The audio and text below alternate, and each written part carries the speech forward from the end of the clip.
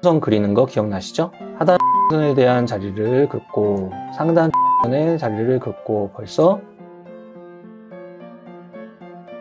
최근 각종 SNS에 이정윤 세무사님을 사칭한 사례가 늘고 있습니다. 밸런스에서는 어떠한 형태로든 리딩방을 운영하지 않으니 각별한 주의를 요망합니다.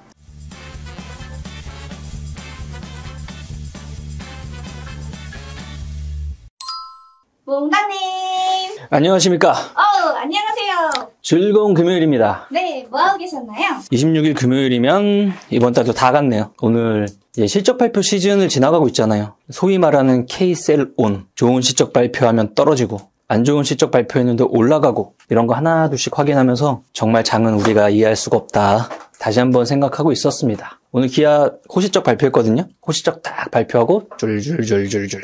이게 시장이다. 미국 시장에서 테슬라 안 좋았잖아요. 발표하고 시간 내에서 빵빵빵빵. 좋은 기업은 호실적 발표하고 퉁퉁퉁퉁. 합리적이진 않지만 시장에서는 선 반영한다는 게 있으니까 그런 현상이 일어나는 거죠. 자, 그대로 장을 한번 해석해보죠. 자, 오늘 코스피 1.05% 올랐어요. 2656. 여전히 61선과 121선 사이에서 왔다 갔다 하고 있습니다. 통통거리면서. 코스닥은 거의 보합 마감이네요. 여기도 역시나 61선과 121선 사이에서 왔다 갔다 하고 있어서 추이 변화는 아직까진 크게 나타나고 있지는 않습니다. 오늘 하루만 보면은 외국인이 현물 코스피 시장을 4,700억 매수, 선물도 4,600억 매수하면서 방향을 조금 상방으로 봐줬고요. 개인 같은 경우는 5천억대에 매도를 하는 날이었네요. 자, 2거래일 남았어요. 이제 4월달에도 5월달에 가장 초반에 5월 초부터 미국에 FOMC가 잡혀 있습니다. 그러니까 미국에서 발표를 하고 우리가 생각하는 금리 인하에 대한 첫 시기를 지금 늦춰졌으니까 조금 더 구체적으로 이야기를 하느냐, 그다음 물가에 대한 이야기를 어떻게 하느냐 이런 것들을 5월 초부터 확인하고 들어가는 시장입니다. 그에 따라서 변동성이 생길 수 있겠죠. 자, 그거 말고는 시가총액 코스피 200 상위주들 삼성전자 0.5% 일단 상승 마감 61선에서 공방을 펼치고 있고요. 하이닉스는 보세요. 한 3일만 해석하면 4월 24일 수요일 실적 발표 전날 5% 상승하면서 기대감 뿜뿜. 4월 25일 다음날 실적 발표하면서 K세론 작동하면서 마이너스 5% 뿜뿜. 그 다음 오늘 금요일 다시 한번 상방으로 4% 뿜뿜. 정신이 없습니다. 왔다 갔다 하면서 큰 이제 최근에 돌파 일어났던 박스권 영역 하단에서 왔다 갔다 정도 하고 있네요. 이타 저타 말이 많아요. 뭐 반도체 업사이클 적용을 하면은 아직은 더 갈 길이 남아 있다. 당연히 그렇게 말하는 축도 많고요. 다음 실적 발표 시즌 돼서 왔다 갔다 하니까 사람들이 지수의 조정과 뭐 개별 종목의 조정이 심리를 압박하다 보니까 본인들이 갖고 있는 반도체나 아니면 여타의 다른 종목에 대한 믿음 같은 것들이 흔들리고 복합작용을 하고 있는 상태입니다. 근데 좀 더 길게 보면 24년이라는 긴 축으로 보면 지금 이제 2분기잖아요. 1분기에 대한 에너지를 바닥을 잘 잡아가고 그 다음 미국 시장도 여러 가지 대선이라든지 시장 상황이라든지 이런 것들을 부양을 시켜야 되니까 또 금리 인하와 함께 부양책이 같이 나오고 이러면서 지금보다는 좀 낫지 않을까라는 기대감도 선제적으로 생각해야 될 타이밍인 것 같아요. 올해 안에 지금이 꼭지를 찍고 계속 이런 조정이 아니라면 2분기, 3분기, 4분기 이렇게 남아있는 상황에서 2분기에 대한 저점 구간 탐색을 잘하면은 3분기에는 전분기보다는 좋지 않을까 이런 생각도 해보고 있습니다. LG에너지솔루션 제자리였고요. 삼바 단기 추세는 조금씩 하향하고 있는 정도. 현대차, 기아 이렇게 움직였는데요. 실적 발표 잘 나고 오늘 기아차가 최고가가 4%예요. 웃긴 거죠. 기대감으로 쫙 올려놓고 실적 발표하니까 쭉 내려붙였습니다. 그렇다. 지금이 실적을 발표하는 기간이니까 우리가 이런 것들을 아주 다수 경험할 것이다. 그 다음 특징 중에 하나, 금융 라인들이 강력하게 올라갔어요. 오늘 오전부터 오후까지 그냥 계속 강했네요. 국민은행이 9%, 신한은행이 7% 많이 올라왔습니다. 5월 2일 날 밸류업 프로그램에 대한 가이드가 발표가 예정되어 있습니다. 그 기대감이 금융주들을 다시 한번 땡기는 날이었습니다. 자, 정렬을 하고 보면 가장 많이 오른 건 대한전선. 뉴스 하나 볼까요? 이 뉴스. 미국 5년간 송전성 16만 킬로미터 업그레이드 하겠다. 한국 전선업계에 호재겠다. 그냥 팩트만 보죠. 미국의 행정부에서 5년간 미국 내에 송정선을 업그레이드 하겠다고 발표했습니다. 원래 업그레이드 하고 있죠. 근데 거기다 플러스 알파에 영향을 줄 수밖에 없는 거였어요. 이러다 보니까 원래 움직이고 있던 전력기기 라인들, 전선 관련주들 전반적으로 다 한번 돈이 훅 들어가는 날일 수밖에 없었고, 오늘은 이제 탑30에 보더라도 이쪽 섹터가 다수가 포함되어 있는 날입니다. 국민은행은 당연히 밸류업 프로그램 기대감, LS는 당연히 자회사 전력기기 라인들 굉장히 많이 갖고 있죠. 같이 상승, HD 현대중공업, 조선주입니다. 자, 추세선 그리는 거 기억나시죠? 하단 추세선에 대한 자리를 긋고 상단 추세선의 자리를 긋고 벌써 하나, 둘, 셋, 넷, 4거래 정도 전인 4월 23일 날 수렴 구간의 상단을 뚫고 올라오는 그림이 나타나고 있었어요. 수급을 동반하고 거래량을 동반하면서 조선 관련주 추이가 계속 강화되고 있다는 게 여기서도 좀 느껴지네요. HD 현대중공업과 하나오션 같은 경우는 그 안에서도 강산주 이미지를 좀 더 띄고 있는 종목들입니다. LX 일렉트릭 당연히 전선, 밸류업, 하나시스템 오늘 7%나 거래량을 동반하면서 강력하게 올라갔어요. 근데 일봉만 보는 사람들은 모른다. 주봉도 찍고 월봉도 찍고 연봉도 찍는 사람한텐 역사적 신고가 차트의 모습을 가져가고 있구나. 여기서 우리가 느낄 수 있는 건 이렇게 정렬을 했을 때 현대로템이 마이너스 6% 빠졌어요. 이것도 최상단에 붙어있는 신고가 종목 중에 하나였는데 오늘 실적 발표했거든요. 그러면서 여기는 쫙 빠졌고, 여기도 오늘 실적 발표, 기대감, 실적 발표에 대한 호실적 쭉 오르고 하면서 같은 섹터 내에서 손바뀜이 일어났어요. 로템이 빠지고 시스템이 올라오고 이런 모습이 보이는 하루였습니다. 하나투어, 금융주 이 정도네요. 화장품도 차근차근 조금씩 자리를 잡아가고 있고요. 정렬했을 때 마이너스의 현대로템, 얘도 세론, 실적 발표하고 세론, 하이브, 이런저런 지금 소식들 많이 나오면서 수급들이 쭉쭉 빠져나가고 있습니다. 그 다음은 하나솔루션, 신재생 에너지 쪽에서 북미에 대한 기대감들이 굉장히 많았던 종목인데요. 북미 자체 시장에서 실적을 많이 안 좋아요. 지금 수주도 반토막 나고 이러면서 하방을 계속 그려가고 있는 상태입니다. 최근에 저점이 다시 한번 깨지면서 그 추세를 이어가고 있네요. 이런 생각 해볼 수 있어요. 오늘 가장 많이 오른 거라고 치면은 전력기기 라인이라고 할 수 있을 것 같아요. 지금 벌써 시장에서 이 이야기가 새롭게 나온 게 아니고 계속 이야기 나오고 있는 게 뭐냐면, 그래, 전력기기 라인들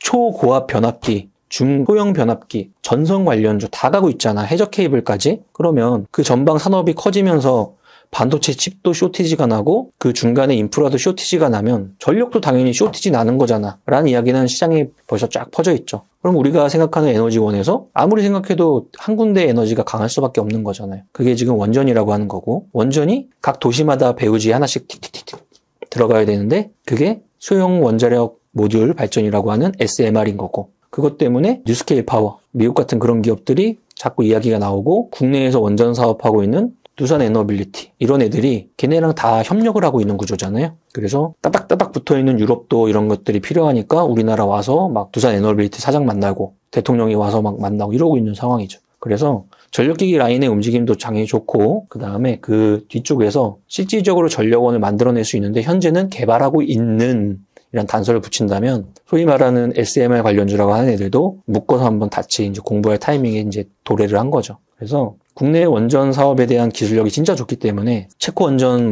프랑스랑 싸우고 있고, 이것도 이제 수주가 어떻게 되는지 나오겠죠. 그 다음에 중장기적으로는 소형 원전에 대한 움직임이 나오면서 이게 현재 이 부는 AI 반도체가 불고 전력이 인프라가 불고 에너지원까지 부는 요 끝단까지 만약에 펼쳐진다면 미리 공부해 놔야겠죠. 그래서 예전 이미지로는 원전 관련주지만 AI 시대에는 SMR 관련주라는 옷을 한번 딱 입고 있는 중이니까 그것들을 한번 체크해 볼 타이밍입니다. 그 다음에 거래대금 보겠습니다. 하이닉스 거래대금 일단 1등, 두 번째 삼성전자, 세 번째 YC. 돌파 빵빵빵 하나 둘 셋 넷 다섯 일곱 7거래일 지났고 8,000원에서 14,000원까지 올라갔습니다. 반도체 관련주 중에 현재로서는 추세가 가장 강한 종목 중에 하나입니다. 역사적 신고가 돌파 이후에 7거래일 동안 앉은 자리에서 이만큼이나 올라갔습니다. 갖고 있느냐 없느냐 그 차이. 알테오젠, 미국 시장의 바이오젠 소식 나오면서 같이 영향을 받는 하루였고요. 대한전선, 전선 관련주, 전력 관련주, 기아 호실적 발표하면서 세론 작동했던 거 하루. 대원전선 마찬가지. 일진전기 변압기 관련주 마찬가지. HLB는 5월달 발표에 대한 움직임이 가시화되고 있는 라인까지 오고 있다. 뚫느냐 꺾이느냐 타이밍이 오고 있다. 자동차, 하이브, 전선, 방산 라인의 우주항공 섹터, 그 정도의 움직임이었습니다. 거래대금 수준으로 봐도 전선, 전력 라인이 가장 맞는 하루였네요. 탑 30 보겠습니다.